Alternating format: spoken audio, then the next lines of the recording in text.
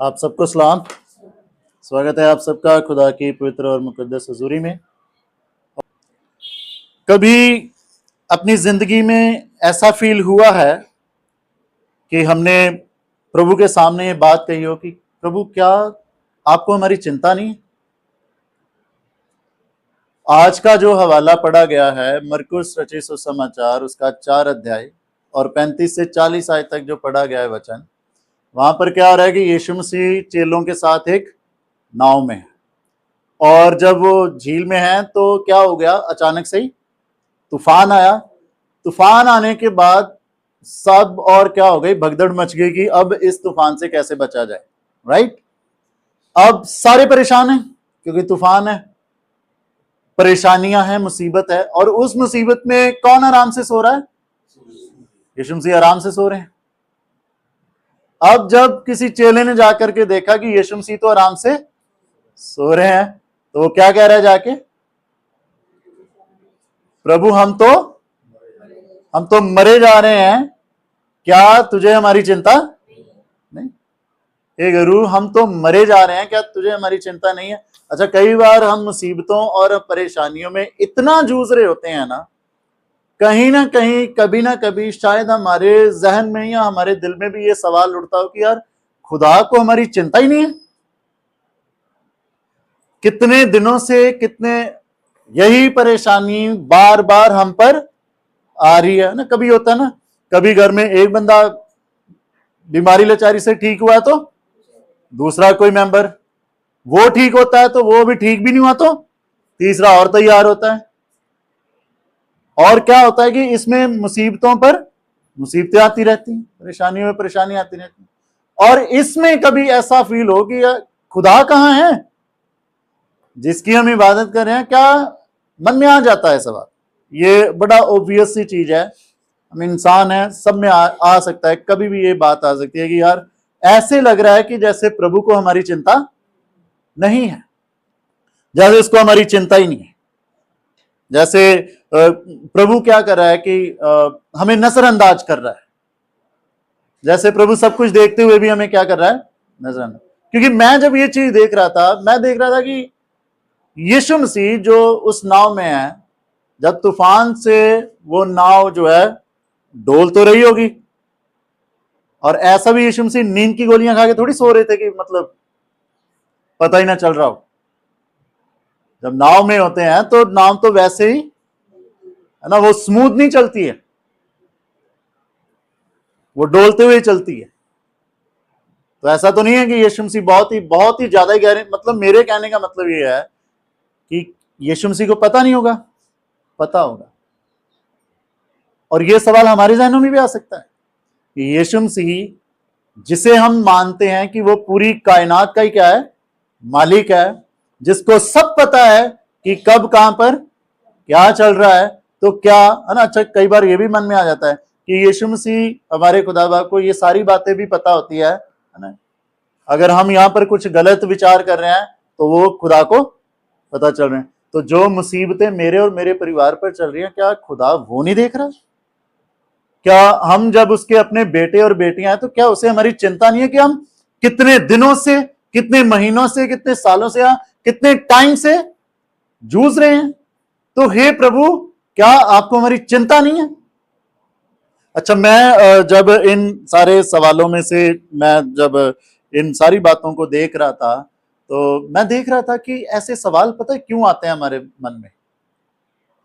हम क्यों सोचते, ये सोच हमारे जहन में क्यों आ जाती है कि हे प्रभु, क्या आपको हमारी चिंता नहीं है? क्या आपको हम दिख नहीं रहे हैं कि हम किस परेशानी में से गुजरे हैं और कितने टाइम से गुजरे हैं?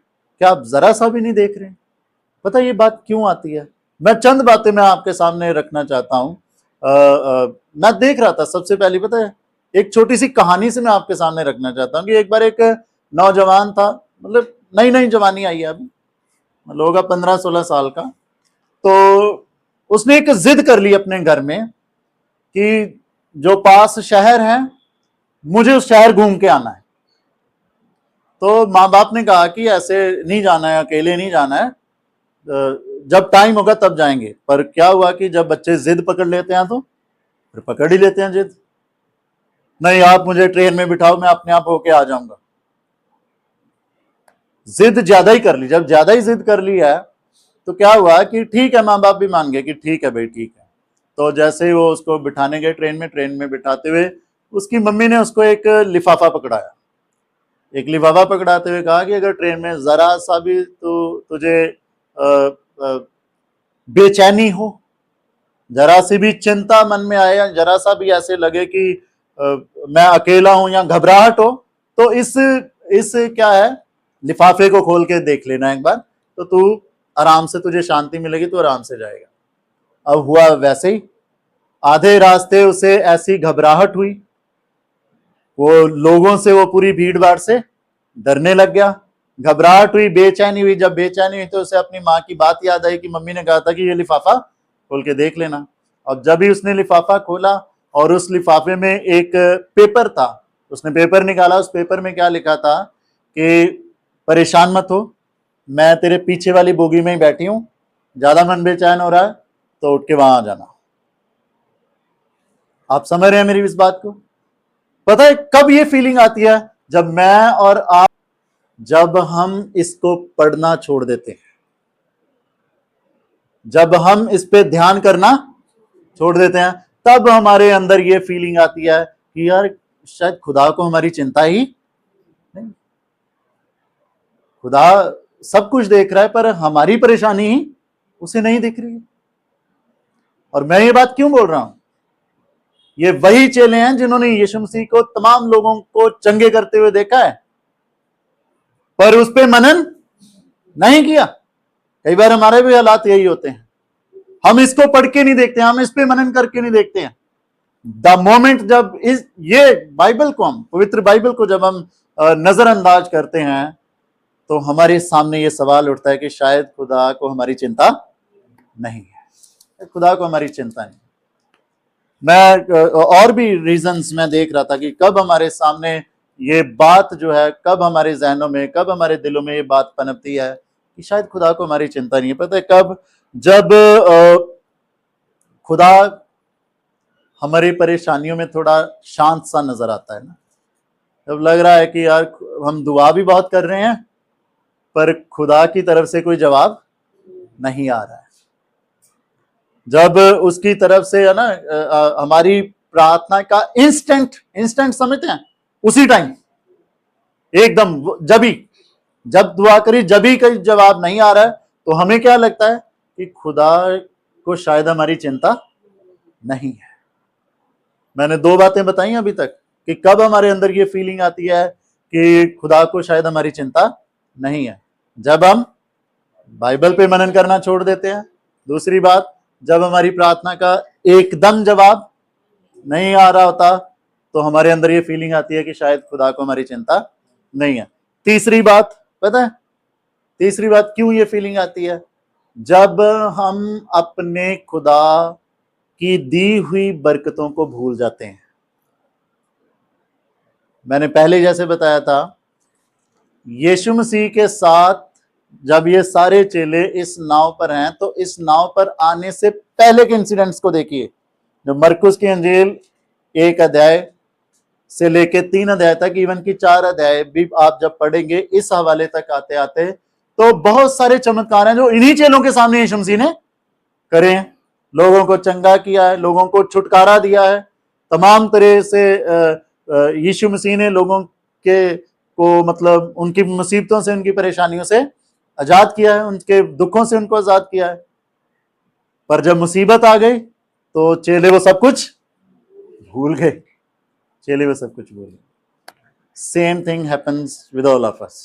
जब अचानक से कोई परेशानी ऐसे तूफान की तरह हम पर आ रही होती है ना, आ जाती है, तो हमें वो सारी आशीषें भी भूल जाती हैं जो खुदा ने हमारे बच्चों के साथ, हमारे साथ, हमारे परिवार के साथ, हमारी कलीसिया के तमाम अजीजों के साथ, हमारी ही आंखों के सामने हमने देखी होती हैं। वो सारी बातें भी हम क्या हो जाते हैं? भूल जाते हैं। द मोमेंट उसकी आशीषें हम भूल जाते हैं, तो फिर क्या होता है? फिर ये सवाल हमारे जहनों में आ ही जाता है कि शायद खुदा हमारी चिंता नहीं करता है, उसे हमारे दुख, उसे हमारी परेशानियां नजर नहीं आ रही। अब मैं मेन लेसन पे जा रहा हूं, जिस लेसन को मैं आपके सामने मेनली आपके सामने रखना चाहता हूं कि ठीक है, यीशु मसीह को सब पता है, ऐसा नहीं है कि उसे हमारी चिंता नहीं होती। जब उसे पता है, वो इन तूफानों तूफान हमारी जिंदगी में उठते हैं, जो मुसीबतें हमारी जिंदगी में उठती हैं, जो परेशानियां हमारी जिंदगी में उठती हैं, इसके बावजूद कि यीशु मसीह हमारी नाव में है। आप समझ रहे हैं मेरी बात को? यीशु मसीह चेलों के साथ उसी नाव में है। यीशु मसीह के वहां पर होने के बावजूद भी तूफान उठा हुआ है। आप मेरी बात को समझ पा रहे हैं? सारे समझ पा रहे हैं मेरी बात को? हम यीशु मसीह के साथ साथ रेगुलर क्या कर रहे हैं? संडे चर्च जा रहे हैं, ठीक है। अपने घरों में भी क्या कर रहे हैं? रेगुलर, ज्यादा नहीं तो 2 टाइम प्रेयर कर रहे हैं, सुबह और शाम, राइट। और जो रेगुलर कॉटेज प्रेयर मीटिंग है, कोशिश करते हैं कि उनमें भी शामिल होकर के अपने मसीह फर्ज को अदा करें, निभाएं। मतलब जो भी स्पिरिचुअल एक्टिविटीज है, सब में शामिल होकर के क्या क्या दिखा रहे हैं हम? यीशु मसीह हम आपके साथ साथ चल रहे हैं। तो वही है, मतलब कि यीशु मसीह भी हमारे साथ ही, यीशु मसीह भी हमारे घर रूपी नाव में है, यीशु मसीह भी हमारे जीवन रूपी नाव में है। उसके हमारे साथ होते हुए भी तूफान आ रहा है और तूफान थम नहीं रहा है, तो यीशु मसीह क्या कर रहा है? आप मेरी बात को समझ पा रहे हैं? हमारे जीवन, प्रार्थना में जीवन होने के बाद भी, उसकी बातों पे चलने के बाद भी हमारी जिंदगी में तूफान उठे हुए हैं, तो यीशु मसीह क्या कर रहा है? आप मेरी बात को समझ पा रहे हैं? यही बात है जिस पे आज मेनली मैं आपका ध्यान केंद्रित कर रहा हूं, और यही मेन बात है जो आज हम सबके सीखने के लिए, कि जब यीशु मसीह नाव में है तो तूफान थम क्यों नहीं रहा है? आप समझ रहे हैं ना? मैं कुछ चंद बातें, क्योंकि हम अपनी जिंदगी में बहुत दफा इन बातों का सामना करते हुए गुजरते हैं, और इन बातों का कैसे सामना करना है, जब ये सब कुछ जानते हुए भी कि हम दुआ में भी हैं, चर्च में भी रेगुलर जा रहे हैं, देखते हैं कि यीशु मसीह हमने आप अपनी जिंदगी में आपको हर तरह से पहल दे करके रखा है, पर फिर भी तूफान थम क्यों नहीं रहा है? क्या आपको हमारी चिंता नहीं है? क्या आप उस नाव में जैसे सो रहे थे, क्या आप भी हमारी जिंदगी में सो रहे हैं क्या? Are you getting? अब मैं आ रहा हूं मेन लेसन पे। यीशु मसीह सो नहीं रहे हैं, जैसे मैंने पहले कहा, ही नोज एवरीथिंग। खुदा बाप को हमारी जिंदगी में कब कहां क्या चल रहा है वो सब कुछ जानता है।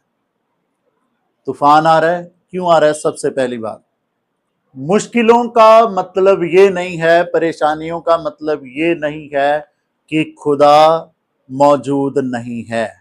सबसे पहली बात, कठिनाइयों, परेशानियों और मुश्किलों का हमारी जिंदगी में होने का मतलब ये नहीं है कि खुदा हमारी जिंदगी में मौजूद नहीं है।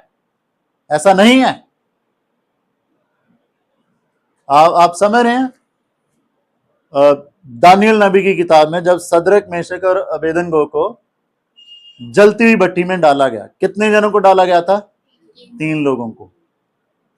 पूरी परेशानी थी उनपे, पूरा दुख की घड़ी आ गई थी उनकी जिंदगी में, पूरा तूफान उठ चुका था उन 3 बंदों पे। जब पूरा तूफान उठ चुका था, तो द मोमेंट जब उनको आग में डाल ही दिया गया, तो राजा को कितने लोग दिख रहे हैं? 4 लोग।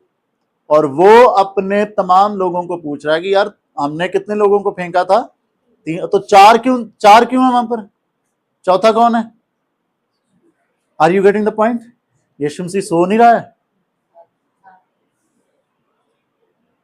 वो साथ है। मैं हमेशा एक बात कहता हूं, अगर आप बीमार होने के बावजूद भी अपनी बीमारी का इलाज करवा पा रहे हैं, आप समझ रहे हैं, इट मीन्स कि खुदा की हुजूरी आपके साथ है, कि वो आपको हिम्मत दे रहा है उस परेशानी से लड़ने की भी। तो बहुत सारे लोग हैं जो अपना इलाज भी करवा नहीं पा रहे हैं। आप समझ मेरी इस बात को? बहुत सारी परेशानियों के होने के बावजूद भी अगर आप उनका सामना कर पा रहे हैं, इट डजंट मीन कि वो आप अपनी काबिलियत के हिसाब से, इट डजंट मीन कि वो आप अपने फाइनेंस के हिसाब से, इट डजंट मीन कि वो आप अपने रुतबे के हिसाब से, इट मीन्स कि खुदा आपके साथ खड़ा है, आप इसलिए उन सब चीजों का सामना भी कर पा रहे हैं। आमीन। वो सो नहीं रहा है, वो सो नहीं रहा है, वो साथ खड़ा है, इसलिए आप उन सारी चीजों का सामना भी कर पा रहे हैं। ठीक है। अब इसी के साथ एक और चीज मैं बताना चाहता हूं। कठिनाइयां एक और चीज बयान करती हैं। यीशु मसीह सो नहीं रहे हैं, अपने चेलों को यह बताना चाह रहे हैं कि परेशानियों में और मुश्किलों में सबसे पहले इन्होंने क्या किया? अपना जोर लगाया। हम भी ऐसे करते हैं। अरे हम ऐसे करते हैं। तूफान आया, परेशानियां आईया, मुश्किलें आई, तो इन चेलों ने भी सबसे पहले क्या किया? अपना जोर लगा लिया। अब नाव जब देख लिया कि हाँ हमारे बस की तो अब बात रही नहीं, फिर कहां गए? तो सबसे पहले कहां जाना चाहिए? तो यीशु मसीह ये सिखाना चाह रहे हैं कि परेशानियां भले ही हमारी जिंदगी में रहेंगी, खुद के है ना अकल के घोड़े मत दौड़ाना। ये बताना चाह रहे थे, यू ऑलवेज नीड मी, तुम्हें हमेशा मेरी जरूरत है, तुम्हें हमेशा अपने खुदा की जरूरत है।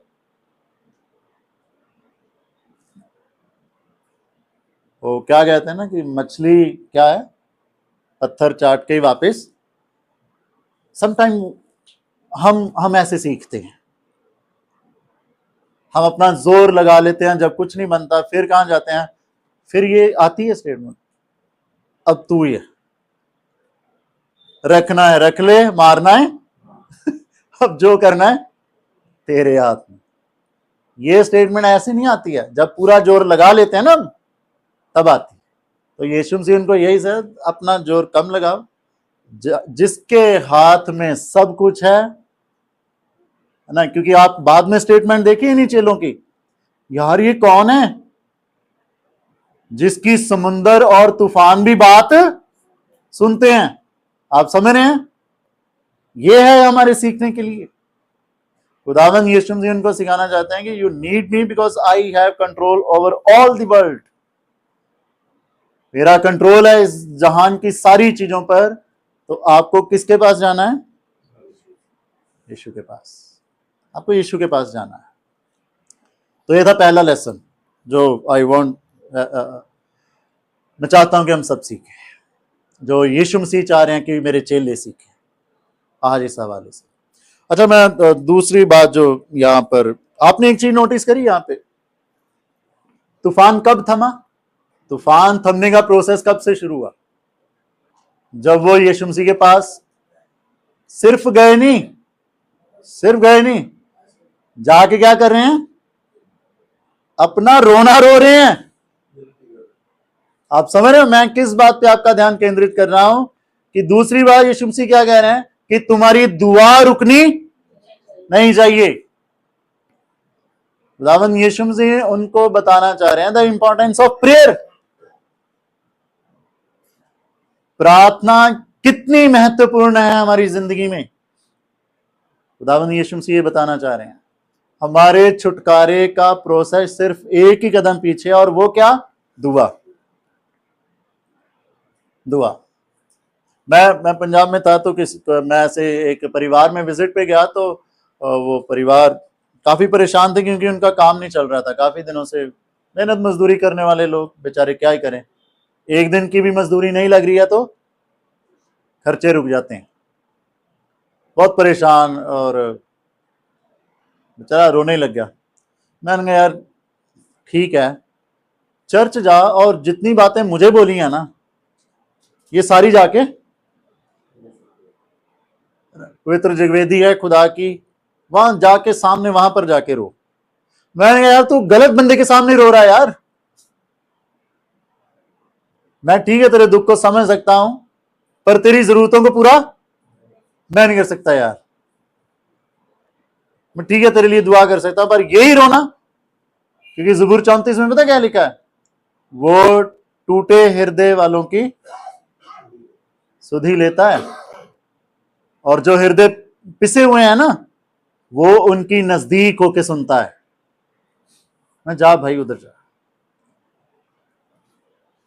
तो यीशु मसीह उनको ये सिखाना चाह रहे थे, द मोमेंट तुम्हारी दुआ शुरू हुई, द मोमेंट तुम्हारा छुटकारा शुरू हुआ।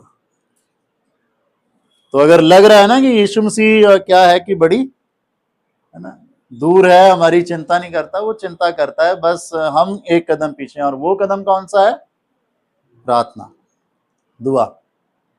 आपको पता है जब भजन संहिता 50 उसका 15 पढ़ोगे ना, वहां पर पता क्या लिखा है? वहां पर लिखा है कि मुसीबत के दिन मुझे पुकार, मुसीबत के दिन मुझे पुकार तो मैं तुझे छुड़ाऊंगा, मैं तुम्हें छुड़ाऊंगा। इन पे भी जब मुसीबत पड़ी तो अब अपना जोर लगा लोगों के कहां चले गए? यीशु मसीह के पास। जब मुसीबत में पुकारा तो यीशु मसीह ने उनकी सुन ली और उनका छुटकारा किया। आप समझ रहे हैं? और जबूर 34 आप पढ़ लीजिएगा 17 से 19 आयत तक। वहां पर लिखा है कि सादिक बंदे पर, सादिक बंदा समझते हैं? धार्मिक इंसान, धर्मी इंसान, उसमें बहुत सारी मुसीबतें आएंगी, पर खुदा उन सब से उनको छुड़ाएगा, उन सब से उनको छुड़ाएगा। तो यीशु मसीह, दूसरी बात जो हम सबके लिए भी सीखने के लिए है, यीशु मसीह सिखाना चाह रहे हैं कि दुआ इंपॉर्टेंट है, दुआ करो। आपका छुटकारा सिर्फ एक ही कदम पीछे, और वो क्या है? दुआ। दुआ, छुटकारा इज योर्स। तीसरी और मैं आखिरी बात बताने जा रहा हूं, मैं आयत 40 यहां पर लिखा है, और उनसे कहा, यीशु मसीह ने उनसे कहा, तुम क्यों डरते हो? क्या तुम्हें अब तक विश्वास नहीं? इंग्लिश में पता क्या लिखा है? Where is your faith? तुम्हारा विश्वास कहां था? जब मन में ये सवाल आए ना कि लगता है कि खुदा को हमारी चिंता नहीं है, तो आज सुन लीजिए ध्यान से, खुदा यीशु मसीह हमें ये सवाल कर रहे हैं, अच्छा तुम्हारा विश्वास कहां है? तुम्हारा यकीन कहां है? तुम्हारा भरोसा कहां है? तुम्हारा भरोसा शायद मुझ पे नहीं है। और ये बात क्यों गई? क्योंकि इसी इंसिडेंट से पहले चेलों के सामने ही बहुत सारे चमत्कार इसी उस पे हुए थे। जिसने विश्वास किया उसने खुदा से बरकत पाई। और खुदा यीशु मसीह इनके सामने ही वही, तुम्हारा विश्वास कहां है? मुसीबत आई, परेशानी आई, तो विश्वास कहां है? तुम क्यों डरते हो? और तुम क्यों डर रहे थे? कहां है तुम्हारा यकीन? कहां है तुम्हारा भरोसा? क्योंकि रियल प्रॉब्लम इसमें नहीं थी कि उनके नाव में होते हुए तूफान आ रहा है। रियल प्रॉब्लम ये थी कि उस तूफान में उनका विश्वास पता ही नहीं कहां था। रियल प्रॉब्लम ये थी। तो विश्वास रखो, क्योंकि जो आपके परिवार रूपी नाव में है ना, जो आपकी जिंदगी रूपी नाव में है, वो जिंदा खुदा है। वो सो नहीं रहा है, वो इग्नोर नहीं कर रहा है, वो आपके साथ है। भरोसा रखो उस पर। और मैं हमेशा कहता हूं, वो मरने नहीं देगा, बचा लेगा। लास्ट में मैं चाहता हूं हम सब निकालेंगे बाइबल में से यशायाह नबी की किताब और उसका 43 अध्याय चैप्टर 43। मैं चाहूंगा उसकी दूसरी आयत हम पढ़ें, क्योंकि दिस इज समथिंग, अगर आप अपनी जिंदगी में कभी भी फील करें कि पता नहीं शायद प्रभु को हमारी चिंता नहीं है, तो this is something for all of us. यहां पर लिखा है, जब तू जल में होकर जाए मैं तेरे संग संग रहूंगा, और जब तू नदियों में होकर चले तब वे तुझे ना डुबो सकेंगी। जब तू आग में चले तब तुझे आंच ना लगेगी और उसकी लौ तुझे ना जलाएगी, क्योंकि मैं यहोवा तेरा परमेश्वर हूं, इज़राइल का पवित्र, मैं तेरा उद्धार करता हूं। आमीन। प्रभु अपने जिंदा कलाम के द्वारा हम सबको बहुत आशीष और बरकत दे। आमीन। आइए हम दुआ मांगे। पिता परमेश्वर जी, हम आपका धन्यवाद देना चाहते हैं आपकी जिंदा तरीन बातों के लिए। प्रभु जी, जब हम अपनी मुसीबतों में अपने आप को घायल, मरा हुआ और बेजान महसूस करते हैं, और ये सवाल हमारे जहनों में आ ही जाता है कि हे प्रभु, क्या आपको हमारी चिंता नहीं है। हम आपका धन्यवाद देना चाहते हैं आज की बातों के लिए जो आपके कलाम में से आपने रूह पाक से आपने हम पर जाहिर करी और हमें आश्वासन दिया। ऐसा नहीं है कि आप हमारी जिंदगी रूपी नाव में हमारे साथ होते हुए सो रहे हैं, बल्कि आप हमारे साथ हैं। वो इस बात का सबूत है कि उन तमाम मुसीबतों का सामना करने की हिम्मत आप हमें देते हैं। और फिर हम अपने छुटकारे से सिर्फ एक ही कदम दूर होते हैं, वो है दुआ। हमें ये समझ इनायत बख्शने के लिए हम आपका शुक्र करते हैं प्रभु जी। अब इन सारी बातों में प्रभु जी बने रह करके आपकी खिदमत में आगे बढ़ने की हमें बरकत देना, और हमें हमारे छुटकारे का बाहिश बनना यीशु मसीह के नाम में, और अपनी महिमा के गवाह बनाना। प्रार्थना यीशु मसीह के नाम से मांगते हैं, आमीन।